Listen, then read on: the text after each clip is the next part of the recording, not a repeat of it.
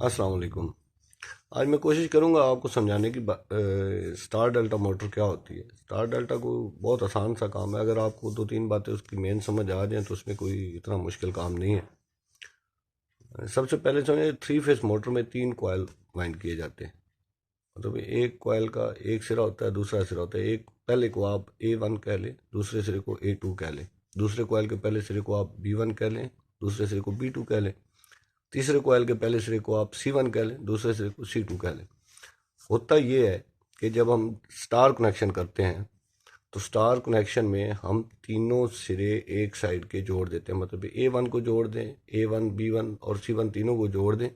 जबकि A2 B2 और C2 पे आप थ्री फेस देंगे तो ये होगा आपका स्टार कनेक्शन। ये ज़रूरी नहीं है, आप ऐसे भी कर सकते हैं कि B2 C2 और A2 को आपस में जोड़ दें और A1 B1 C1 पे आप थ्री फेस कनेक्शन दे दें, तो भी वो आपका स्टार कनेक्शन होगा। जबकि डेल्टा कनेक्शन में क्या होता है, डेल्टा कनेक्शन में ये होता है कि आप A1 को B2 के साथ जोड़ेंगे, B1 को C2 के साथ जोड़ेंगे और C1 को A2 के साथ जोड़ेंगे और इन पे आप तीन फेस देंगे तो आपकी मोटर फुल लोड पे चलेगी। इसमें ये बात देखना ज़रूरी है, कई मोटर्स बेसिकली वाइंड ही की जाती हैं जो सिर्फ स्टार पे चलती हैं। अगर आप उनको डेल्टा करेंगे वो ओवरलोड होंगी, आपका ब्रेकर ट्रिप हो जाएगा या आपकी मोटर जल जाएगी। इस चीज़ को मद्देनज़र रखते हुए अगर आपकी मोटर डेल्टा है, आमतौर पर मैं यहाँ आप एक छोटी सी वीडियो आपको शो करता हूँ, उसमें आप देखेंगे कि स्टार और डेल्टा की हमें ज़रूरत क्यों पड़ती है। मसलन ये आमतौर पर आरे लगे होते हैं, लकड़ी काटने वाले जो आरा होता है, इसके नीचे मोटर के साथ एक बड़ा व्हील होता है। तेज़ आरपीएम की मोटर होती है तो वो बड़ा व्हील मोटर के ऊपर वजनी होता है, एकदम मोटर उसको नहीं घुमा सकती। आप डायरेक्ट उसको डेल्टा कनेक्शन देंगे वो एकदम जोर लगाएगी, या मोटर जल जाएगी या आपके फ्यूज उड़ जाएंगे, ओवरलोड। मतलब 100 एम्पेयर 150 एम्पेयर, अगर आपकी 15 एम्पेयर की मोटर है तो वो 100 150 एम्पेयर तक लोड ले लेगी, तो उसके जलने का खतरा होता है। जब आप उसको स्टार कनेक्शन पे चलाते हैं तो वो आराम आराम से स्पीड पकड़ती है। जब आपकी मोटर पूरी रनिंग में आ जाती है फिर आप एकदम उस पर लोड देते हैं और वो मोटर अपनी प्रॉपर वर्क में आ जाती है और फिर वो उसको मेंटेन रखती है। उस पर जितना लोड भी आए उसको उसको कोई प्रॉब्लम नहीं होती। या हमारे पास इधर बैचिंग प्लांट वगैरह में बड़ी मोटरें, हैवी मोटरें लगी हुई हैं, तो उनको डायरेक्ट डेल्टा पे अगर हम चलाएंगे तो उनका लोड बहुत ज़्यादा होता है, उसकी वजह से बहुत प्रॉब्लम होते हैं। पीछे ब्रेकर ट्रिप हो जाता है, जनरेटर पे लोड आता है और मसाइल होते हैं। तो उनको पहले चलाया जाता है स्टार पे ताकि उन पे एकदम लोड ना आए। अगर वो मतलब हमारी 60 70 एम्पेयर की मोटर है जो आप स्टार पे चलाते हैं तो 10 15 एम्पेयर में वो आराम से स्पीड पकड़ जाए। जो स्पीड पकड़ जाती है तो फिर वो नॉर्मल लोड लेगी। 60 70 एम्पेयर तो उसका लोड होता है जब वो पूरा उसके ऊपर फुल लोड डाला जाता है उस वक्त, लेकिन जब वो खाली चल रही होती है उस पर 60 70 एम्पेयर नहीं होता। तो हम उसको जब डेल्टा करते हैं और नॉर्मल अपनी रनिंग में आ जाती है, उसके बाद फिर जूं जूं लोड पड़ता है थोड़ा जोर लगाती है, फिर लोड हटता है, फिर वो लोड उससे कम हो जाता है। तो अभी मैं आपको समझाता हूँ कि स्टार डेल्टा कनेक्शन कैसे किए जाते हैं। ये आपको जैसे पिक्चर में नज़र आ रहा होगा, ये हमारे पास इसके लिए हमें चाहिए होंगे तीन, बेसिकली तीन हमें उसके लिए कंडक्टर चाहिए होते हैं। दो बड़े हों मतलब आपके लोड के हिसाब से, तीसरा स्टार वाला अगर उनसे थोड़ा छोटा भी होगा। मतलब अगर आपकी 50 एम्पेयर की मोटर है तो आप 65 एम्पेयर के दो बड़े कनेक्टर ले लें, एक 25 एम्पेयर का छोटा कनेक्टर ले लें साथ। उसके साथ आपके पास एक टाइमर होना चाहिए। आजकल इलेक्ट्रिकल टाइमर भी मिलते हैं, एक मैनुअल टाइमर होता है जो कंडक्टर के ऊपर फिट हो जाता है, उसमें वो सबसे अच्छा वही होता है। वो इसका बनाना भी ईजी है और वो जल्दी ख़राब भी नहीं होता और सही वो काम भी करता है।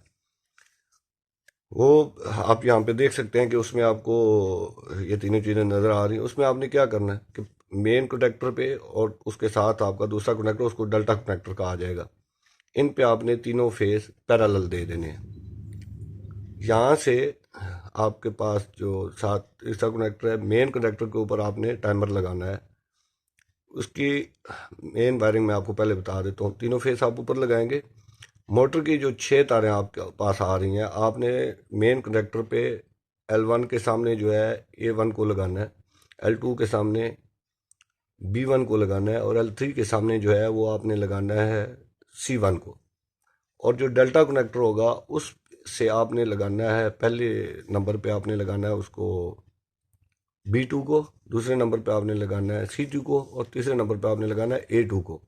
और फिर वहाँ से तीन तारें आपने कॉमन करके ले जानी है स्टार कनेक्टर के ऊपर। स्टार कनेक्टर के ऊपर आप ले जाएंगे और स्टार कनेक्टर की जो दूसरी साइड है उसको आप लूप कर देंगे। तो जब आपका स्टार कनेक्टर और मेन कनेक्टर ऑन होगा, आपकी मोटर के कनेक्शन होंगे स्टार। जब आपका डेल्टा कनेक्टर ऑन होगा तो आपका स्टार कनेक्टर कट ऑफ हो जाएगा। उस वक्त आपकी मोटर होगी डेल्टा कनेक्शन पे। अभी टाइमर को आप अपनी मोटर के हिसाब से सेट कर सकते हैं कि उसकी स्पीड कम करनी है, मतलब वो 5 सेकंड के बाद डेल्टा में हो जाए, 2 सेकंड के बाद डेल्टा में हो, 10 सेकंड के बाद, मतलब आरा वगैरह जो होता है उस पर उसको स्पीड लेते हुए थोड़ा टाइम लगता है। तकरीबन उसके लिए आपको 10-15 सेकंड का हो सकता है टाइम देना पड़े, तो 10-15 सेकंड में वो अपनी फुल स्पीड पकड़ जाती है। नॉर्मल मोटर जो है वो एकदम जल्दी स्पीड पकड़ जाती है, उसको आप 2-3 सेकंड का टाइम भी दे सकते हैं।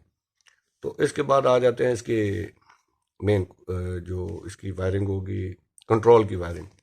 अगर आपके पास नॉर्मल कॉन्टैक्टर हैं 400 वोल्ट के या 220 वोल्ट के, तो आप उनको सेम 3 फेज से भी एक न्यूट्रल के साथ मिला के 250 वोल्ट और 2 फेज के साथ मिला के आप 380 वोल्ट 400 वोल्ट पे उनको ऑपरेट कर सकते हैं।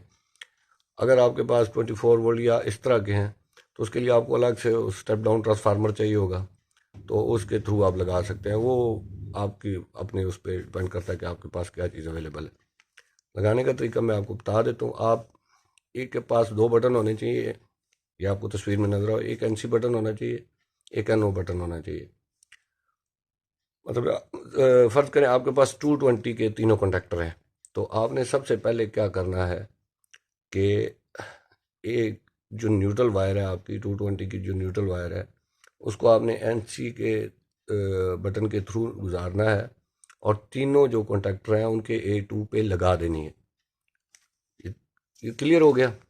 उसके बाद हमने लगाना है, मैं कोशिश करूँ ये साथ साथ आपको इसकी नज़र भी आ जाए और इसकी वजाहत भी होती रहे।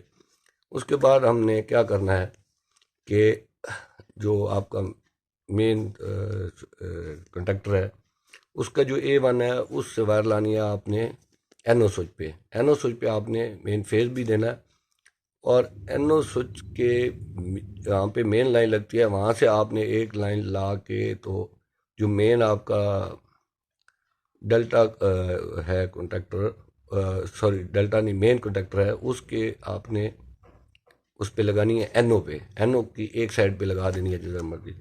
वहाँ से जो आउट होगी उसको भी आपने A2 के साथ लगा देना।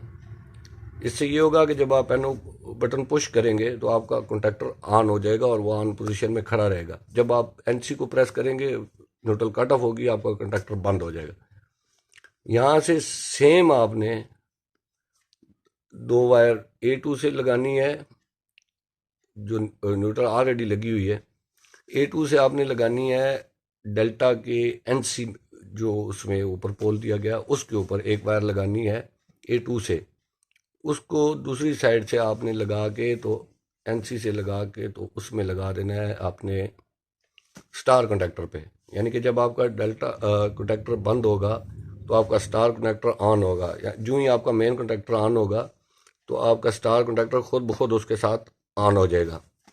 इसके बाद हम आ जाते हैं जो आपने मेन लाइन लगाई है उसकी NO स्विच से, उससे हमने वायर लगानी है आपके जो ऊपर टाइमर लगा हो उसके NO पॉइंट पे। NO पॉइंट पे लगा के तो दूसरी साइड NO से आपने वायर लेके तो वो आपने लगानी है डेल्टा कॉन्टैक्टर के साथ। अभी क्या होगा, जब आपके टाइमर का टाइम पूरा होगा, जो भी आपने लगाया 3 सेकंड या 5 सेकंड, उसके बाद आपका डेल्टा वाला जो कंडक्टर है वो ऑन होगा। जो ही डेल्टा वाला कंडक्टर ऑन होगा तो उसके NC के थ्रू वायर होने की वजह से आपका स्टार कंडक्टर जो है वो कट ऑफ हो जाएगा। यूँ आपका सर्किट कंप्लीट हो जाएगा। तो ये मैंने साथ डायग्राम भी दे दिया है, कोशिश की है कि आपको अच्छी तरह समझ आ जाए। और अगर आपको मेरी वीडियो अच्छी लगी हो, आपको मेरी बातों की समझ आई हो, तो आपसे दरख्वास्त है कि मेरे वीडियो को लाइक ज़रूर किया करें और चैनल को सब्सक्राइब करें ताकि मेरी हौसला अफजाई हो और मैं आपके लिए अच्छी से अच्छी वीडियोस बनाता रहूं। आप देखने का, व्यूवर्स का बहुत शुक्रिया। आप दिन ब दिन मेरे सब्सक्राइबर भी बढ़ रहे हैं और व्यूवर्स भी बढ़ रहे हैं, जिससे मुझे बहुत हौसला मिलता है। तो आज के लिए इतना ही। Thank you. अल्लाह हाफिज़।